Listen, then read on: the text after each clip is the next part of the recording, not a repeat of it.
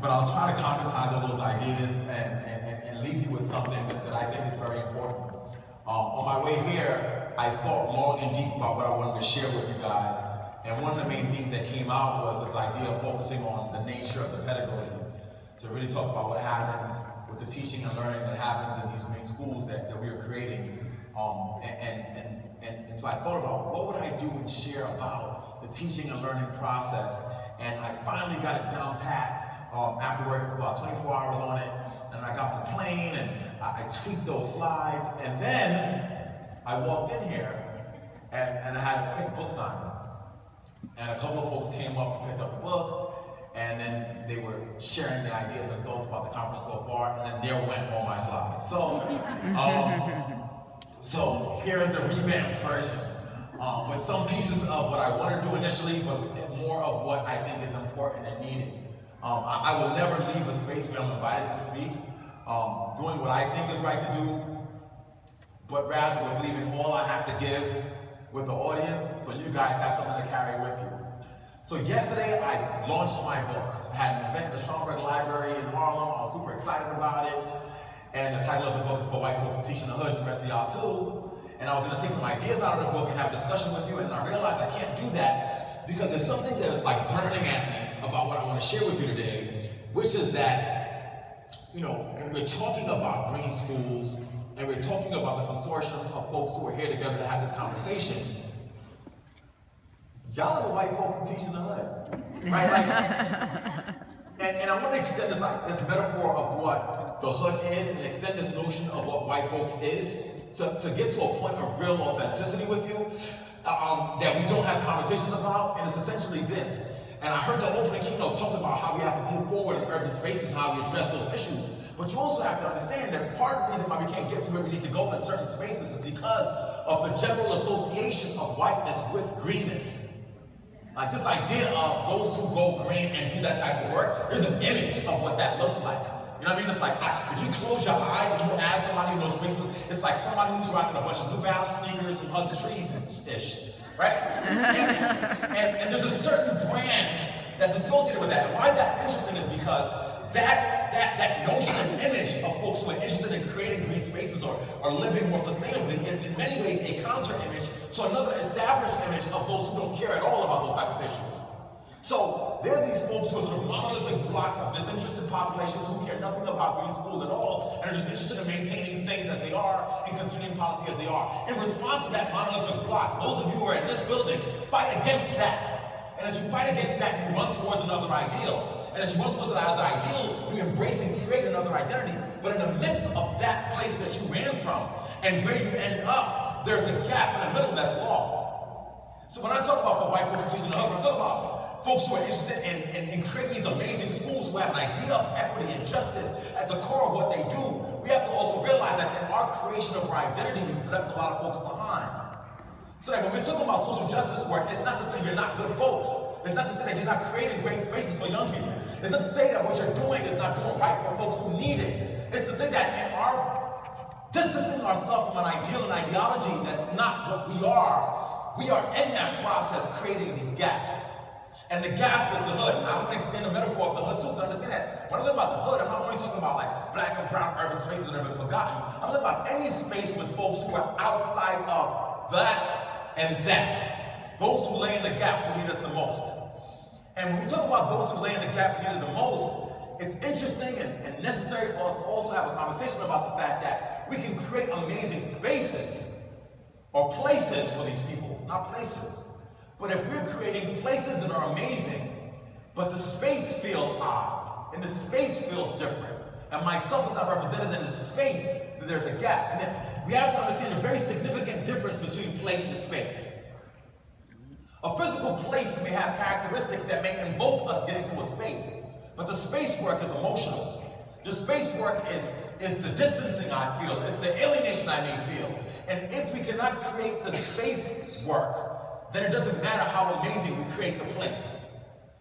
You follow me? Yeah. Meaning if you construct a building that can last forever and is imaginative and does wondrous things, if the nature of the dialogue in that space is alienating to the young people, it won't work. Not that it won't work because it can't work, but it won't work because it cannot fulfill its potential. And so I move on to think about this idea of STEM. And I think that when we talk about greening schools and we talk about this work of creating these amazing spaces, we have to be able to latch onto the larger landscape and narrative that's going on politically. And everybody and their mama loves STEM now. So we just happen to be STEM as well. We just have to make it happen, right? And so when we talk about STEM, I also want us to understand that a STEM, science, technology, engineering, mathematics, without root bears no fruit. In much the same way that a stem of a plant, if it's not in the ground and a root, will not bear fruit. And that metaphor is interesting because we have to look at the characteristics of the root. And bearing fruit to me, for us here, is to create the best type of spaces that can meet all those benchmarks for what you want for green schools. We can't get to the point where we bear the fruit where it has results unless we focus on the root. Now the root has characteristics. The root is brown. That ain't a joke, that's literal. Because a lot of the young folks who stand in the gap are brown, black and brown young folks who are just not having their voice spoken to and about in these spaces. But it's also where most of the nutrients are. But we cannot do the work of growing this work unless we focus on the root first. And when we focus on the root, we have to also go on this idea of sustainability.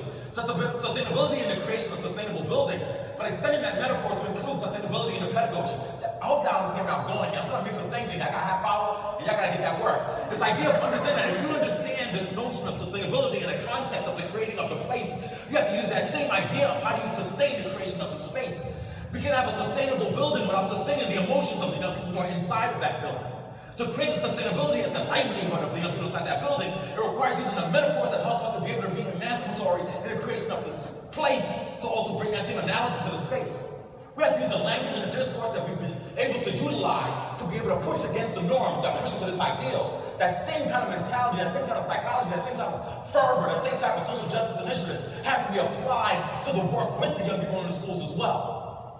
So you're doing half the work if you use all your energy to create the infrastructure when the folks who are going to be inhabiting the infrastructure are broken. And the perception oftentimes is that I've got to focus on this aspect so that we can get to the second aspect. Like if we focus on creating the best green buildings in these spaces, then we can have conversations with policymakers later on about how we can work on making the young people in those spaces be more actualized. And that's broken. You cannot choose between what's more effective for equity's sake. Equity is doing it all at the same damn time. We have to be able to utilize the networks that we've made with folks who have political power to understand the significance of the building, to at the same time have conversations about the inequities for the young people who are inside those buildings. The stakes are too high for us to be focused on one aspect of justice while we ignore the other. So when you're talking to folks about the idea and the notion of creating green spaces, it must also involve the creation of green spaces where young people are allowed to be fully actualized. You with me still? And so now we extend this idea of sustainability to talk about ecology, economics, politics, and culture, which are the standard bearers of the notion of sustainability. And how we may look at how that applies not just in the creation of places, but also spaces. When we talk about the ecology, the landscape, it cannot be a purely scientific exercise or ecology of the landscape in a sort of hyper-scientific notion. We have to think about ecology as the fact that anybody who exists in a certain community and has an understanding of the nuances of that community is firmly, deeply entrenched in a certain form of ecology about that community. So that a young person who's in the middle of Detroit or New York City or wherever else it is has to be seen as an ecologist of the local surrounding. And that person has to be a part of the conversation about how we use the ecology of that local surrounding to inform the creation of the place so they can activate back and return to the space. You see what I'm saying? Yeah. And that takes a view of the young people that's different from what we've done so far. It takes a view of the young people that is not a hero narrative. Because we want to be heroes who do this work of justice. But you cannot approach this work in the communities where we've not been most successful with a hero narrative. Because young folks don't want heroes. Because when you think of the idea of a hero doing the work for you, look, when we think about a narrative of a hero, it also creates a narrative of a victim. You can't position yourself as a hero without saying that a hero has somebody to save. But what if young people don't need to be saved? What if those communities don't view themselves as having to be saved? What if they feel as though we can together together, collectively create a new norm. But I don't need you to try to save me. And so, if I don't need you to try to save me, you have to understand the kind of value and ecological knowledge that I have to help us to collectively be sustainable in the creation of place and space. Beyond that is also this notion of economics. We understand that to create the most appropriate buildings and to create the most appropriate places, it requires an understanding of how, over the long term, it has less impact on the environment, financially is more well off. These are languages and discourses that we can all spew out perfectly and brilliantly. But you also have to understand the economics of the people who are going to inhabit those spaces. Expand the notion of economics. Look, you can't create a dope building for me, and I'm going to stay in that building and enjoy it if I'm broke, if I lack.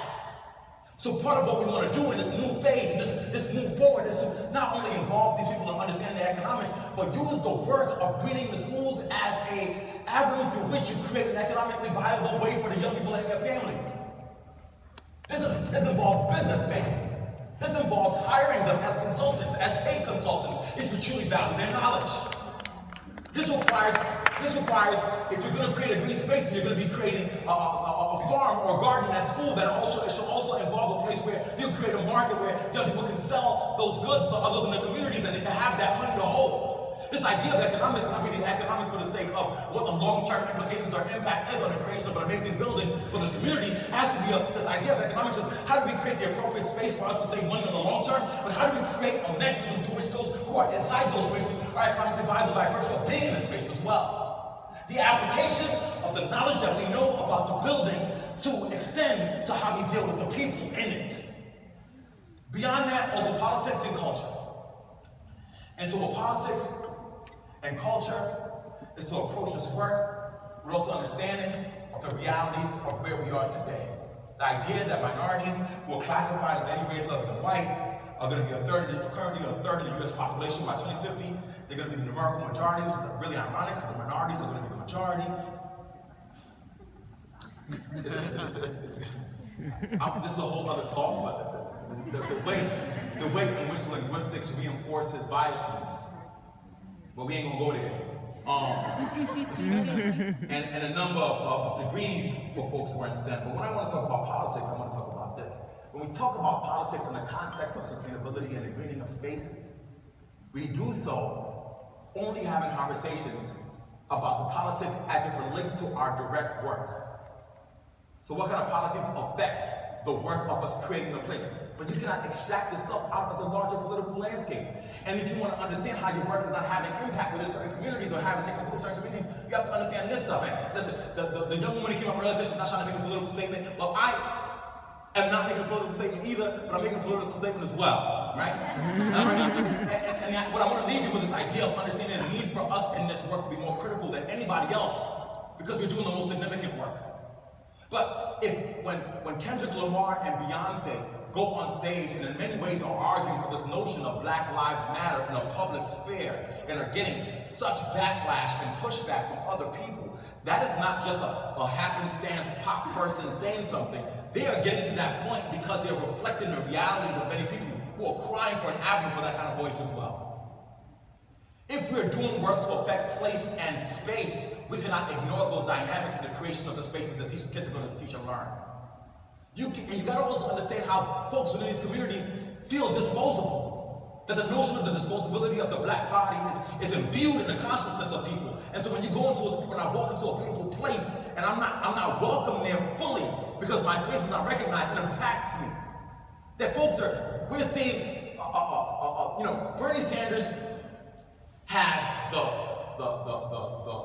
daughter of Eric Garner, who was choked by police officers to death in New York City, stand and rally with him and endorse him, which was powerful. And a week later, Hillary Clinton had the mother of Sandra Bland endorse her. That may not mean anything to a lot of people, because we are looking at how folks of Black and brown descent and ancestry are being spoken about on another end. You look at the Trump stuff and say, I can see it. But do you know what it means to somebody within a community when Black death becomes a pawn in a larger political game? When I have one person whose family member died to endorse me, and then I'll do you one better and bring another one up. That's how this is being read. And why I'm bringing that up to you is that we are in many ways an extension of that narrative for folks who don't see us address their issues. Because look, let me tell you something. If you get into a space to do what's good work and you ignore what's in the heart and souls and spirit of a people, you are being perceived as a part of that problem as well. We may not construct our identities that way, but we are being read and perceived that way. And if we're being read and perceived that way and consistently ignore it, what are we doing? We are reinforcing the fact that that perception is true. You cannot see injustice and turn a blind eye and call yourself a justice advocate. You cannot see somebody's feeling and emotional disposability as a present thing and say, I'm not worried about that. I'm just going to be worried about creating the best building for you. And what that may mean is it may mean that we deconstruct respectability. That a perfectly beautiful home, first of all, has to have a frame. And if the frame is rotten, a beautiful building will inevitably fall apart. The structure may be intact, the soul will be lost. Look, it's a powerful quote I've heard a lot of people say, and it's been connected to many brilliant scholars. And it says, if the youth are not initiated into the tribe, they will burn down a village just to feel its warmth. Read it again. If the youth are not initiated into the tribe, they will burn down a village to feel its warmth. If the emotions of the young people in your building are not connected to their authentic selves, they will burn down the building to feel its warmth. A lot of critiques I've received from folks who do emancipatory work in urban spaces related to work like building green schools has been that the communities don't appreciate, or that the kids destroyed the hallway bulletin board, or that the kids ripped the keys off the bulletin, off the laptops that we pay so much money for. And it becomes a blaming of the young people for enacting behaviors that we don't understand is because of our inability to make them be initiated into the tribe that constructed the thing to begin with. We cannot do work to create a place without ignoring space. Y'all follow me? Yes. And the work then becomes the key. And this is what I want to leave you with. I don't have much time, and I do want to take some questions. It's going to require us all collectively here to understand that we are all complicit in that process. Yourself and myself included. And now we have to identify at what point are we complicit in the process of making young folks feel as though the work that we've done and the buildings we've constructed are doing violence to them, even though for us it's the best place for them. And that's going to require excavations. And I bring in this little analogy. Do you mind if I sit? I'm bringing this little analogy for you guys from a scientific perspective. I'm an anthropochemist by training, but cultural anthropologists, they'll do these things called these digs, right? And architects in here know about the digs, right? So you first of all survey the landscape, and then you go in there and you dig to be able to find something of value. What's interesting is that sometimes a powerful excavation is avoided because of a perception that is going to impact the culture of the people who are around the place where the excavation will happen. You follow?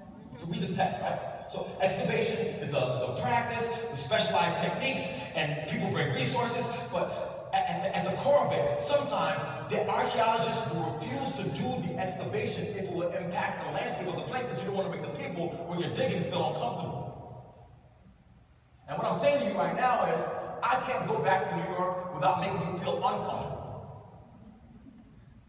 We all, as collectives, as coalitions, as people of particular cities, before we go any further with our work, have to do the excavations of why and how we got to where we are, to ensure that where we got to what we are is not one, pulling from a hero save them narrative.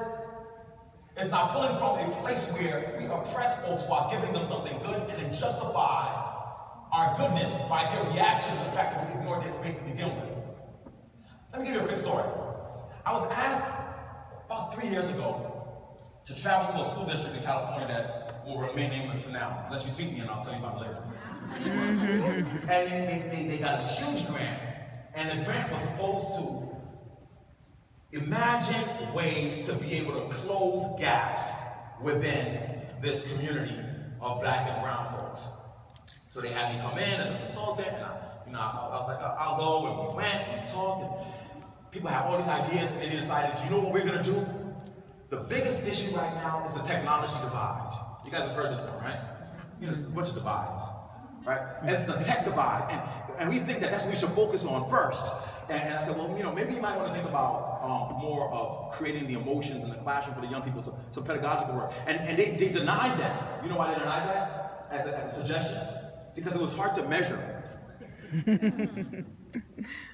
At the end of the day, how are we going to justify what we did? And I'm saying, look, this is what's right to do. No, but if we give, we do this. So at the end of the day, the conclusion was we're going to give every young person in the school district an iPad and every home a computer. And that was going to cure the equity issue.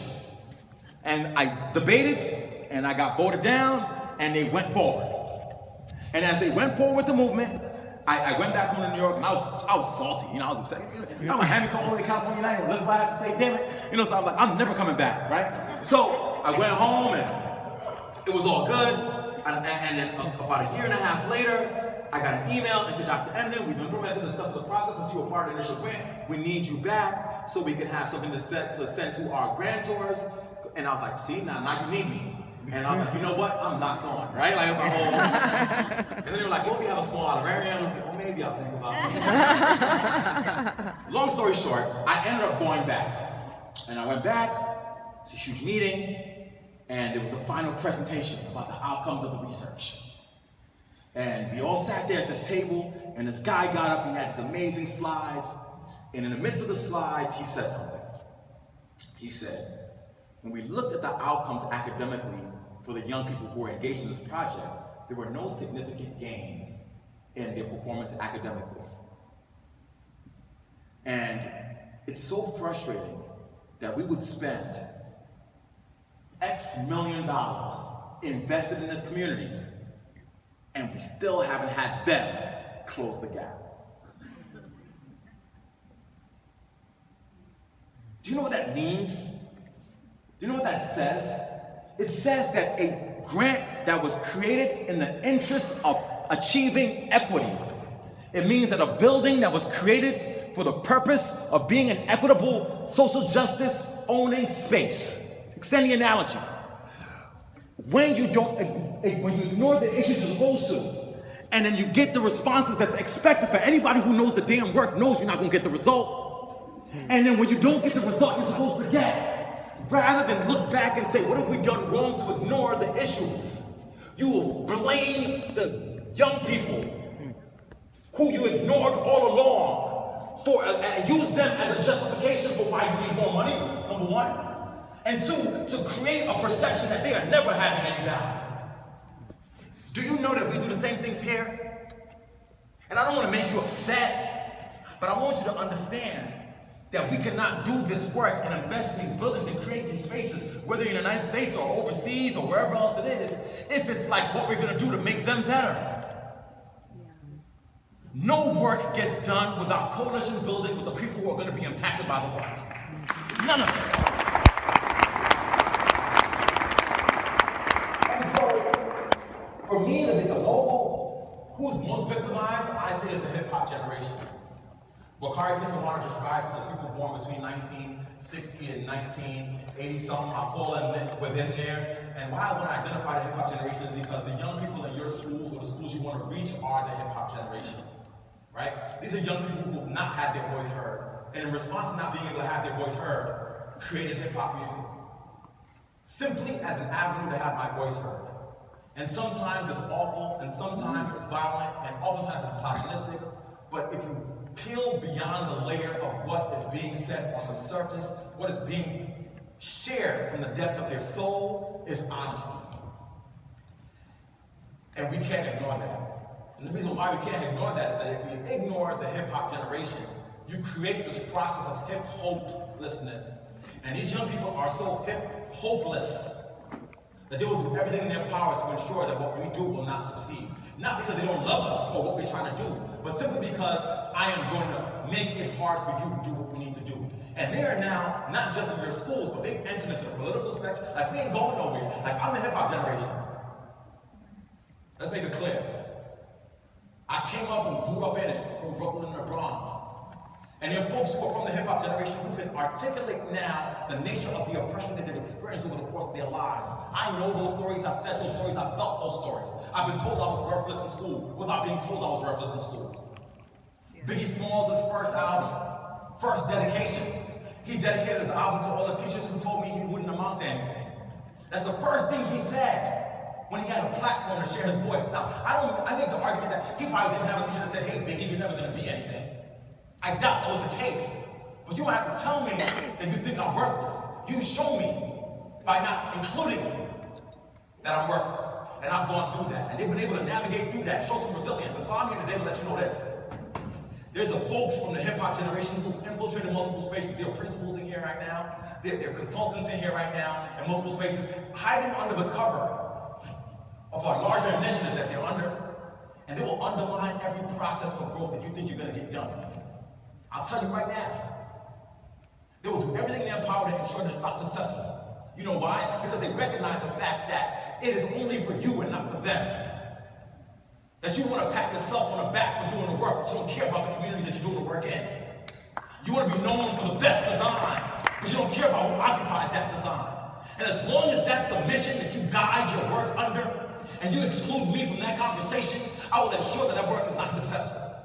And unless we think about that fact, and humble ourselves, and get to the point that we know that we are not anything without those people who will not go anywhere we're supposed to go forward. And it's not to say that the doom and gloom, because people say, oh, Emdin makes a doom and gloom.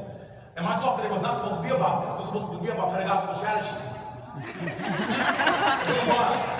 I had some fees, and I was going to talk through them. But I want to let you know, y'all, we ain't going to go forward unless we start doing things different. So what's the solution? Because I don't want to be the dude who's saying, the room is on fire. It's bad. I want to say the room's on fire, but we got a fire extinguisher. Let's smoke this thing down. So here's some things we can do. First and foremost, the first time you go into a community, and if you haven't done it yet, you can start it now. The first thing you want to do is identify who's the OG in that community to come into your space. And the OG in that community is not going to look like you, sound like you. They might not even have the same degrees you have. Matter of fact, they might be a high school dropout. But they have impact in that community. And you have to do the work, the research work, to get out of your comfort zone and identify who that person is. They exist in the church. They may exist in the gang. Yeah, I said gang. Some of y'all don't want to talk about no gangs. But the gangs are the influencers in the communities. And the gangs are actually a reaction to the fact that they've been silenced. You see how this whole feeds us? But if you get a gang member in a school building and say, I value the control and power that you have on this community, and I want you to be able to use your powers for not getting yourself locked up, but for good to impact how this works. And help us design the space to make the kids more comfortable. Ideas get generated. They could come up with, this is love and slides, right? They'll come up with crazy stuff. They'll come up with graffiti walls in your hallway that the kids will love. They will come up with sustainable graffiti walls that can wash away when it rains, so that our new artists can come up the next day to do it. They will come up with recording studios where the kids can create the recording equipment out of boxes and cans, and those are things that you know that we can teach content through that. We can create curriculum around involving the community and creating the space with us.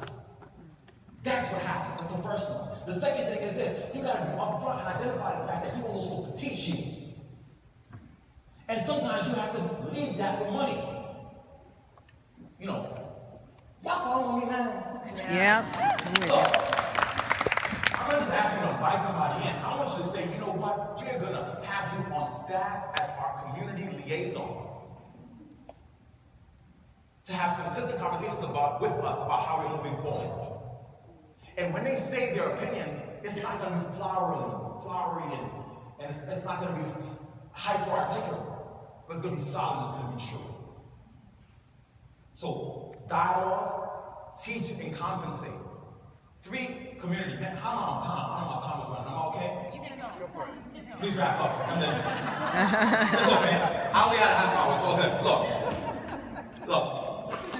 Like I said, I got my boat talk last night and I got home super late. And I knew I had to be here today. There was no way I was going to miss this particular speech. And the reason I was going to miss this particular speech is because you guys, you guys are in many ways who we want. You are passionate. Damn it, for passion. If you use a rubric for passion, you'd be off the friggin' charts for passion. Everybody here has a great friggin' deal about what the hell they're doing. I mean, geez, I only have 5 minutes. Everybody wants to talk about everything they've done their whole lives related to green schools. So that's a good thing. So you're passionate. Sometimes I have to go places and try to get folks to be passionate, right? Like, awaken your passion. You got the passion down pat. You've got the sort of like the underlying social justice mission. You just want to do the work better. We got that down pat, right? You got the credentials. You got that down pat. But now let's complement that with the core ethos of involving the community as a deliberate act. If we can do that and we market this work, oh man, I wish I had more time. But if we could, you know what? My Twitter handle is @ChrisEmdin. It's @ChrisEmdin. I promise that I will engage in conversation with anybody here for the next 24 hours for as long as you see fit so we can keep this conversation going. I do hope that in my short time, something I said will evoke something in you. And if it hasn't, then let somebody who's around you who understands my mission invoke that in you. Community first. Community first. Anais Nin had an amazing quote. She says, and the day came when the risk to remain tight in the bud was more painful than the risk it took to blossom. You are all such a close, tight community, growing together, tight in this bud of folks interested in green schools. Let today be the day that comes where you say we're going to blossom out of this bud and actively recruit and endorse folks from the community. And if we do that, that's our way forward. Thank you so much.